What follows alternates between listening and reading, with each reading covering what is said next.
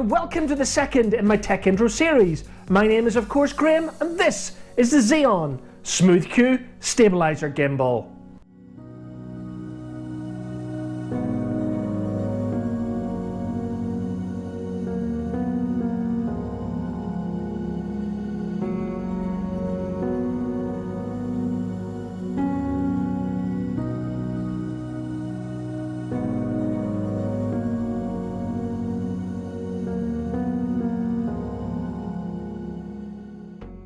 So back in my office, I've owned this stabiliser gimbal since early June 2018, so just over 8 months at the time of recording. I did promise that I would only bring tech intro videos on gadgets that I've owned for some time, so that I can give you my opinion on whether you should buy it, consider it, or just forget about it. I bought the Zhiyun Smooth Q on Amazon, and one of the reasons I bought this rather than the DJI Osmo, which was one of the other brands that I looked at, is it was simply not available in the UK at the end of May, early June, when I was considering a gimbal purchase for myself. I also had a ton of Amazon vouchers after my last birthday, and therefore it would have been absolutely crazy of me not to go to Amazon. One of the reasons I brought this particular type of stabilizer was I knew that I could use it with both my iPhone and my GoPro.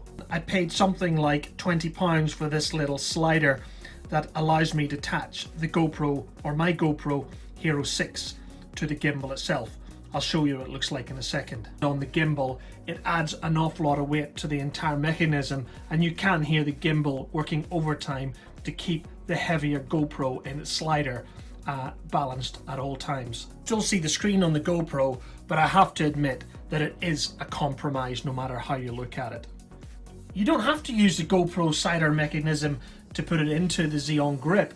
You can actually turn the grip around at 90 degrees and slot the GoPro in without the slider at all. The only downside to this is that you can't see the screen, and you certainly can't use the button on the right hand side of the GoPro at all. So one of the reasons I went for this particular gimbal is it actually came with a nice little case. My kids thought it was a guitar case, or a very small guitar case, but nevertheless it came with this fantastic little over-the-shoulder case. I think no matter which gimbal you go for, a case is an absolute must. This fantastic little case protects the gimbal really well and is extremely light. First of all, here's a heads up if you're planning to use the GoPro on its slider cradle. Have a look to the far right of the video that I took at Ellis Island in New York last July, and yes, you will see the weight system within the gimbal. Yes folks, I didn't realize this when I first started to use the gimbal with the GoPro, but if you use the GoPro in wide or super view, you will start to see part of the gimbal, and that's simply not any use.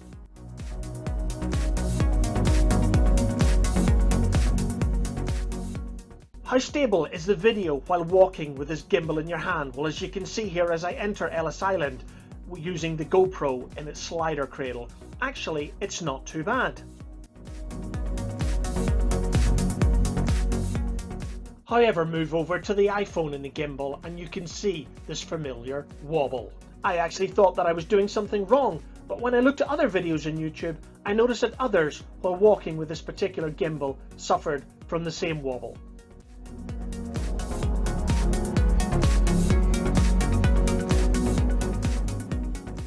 However, I shouldn't be too critical because the Zhiyun does give a really smooth shot when you need it to. The other downside is the noise. You should be able to hear when I stop talking. The motor is working overtime to keep the GoPro stable.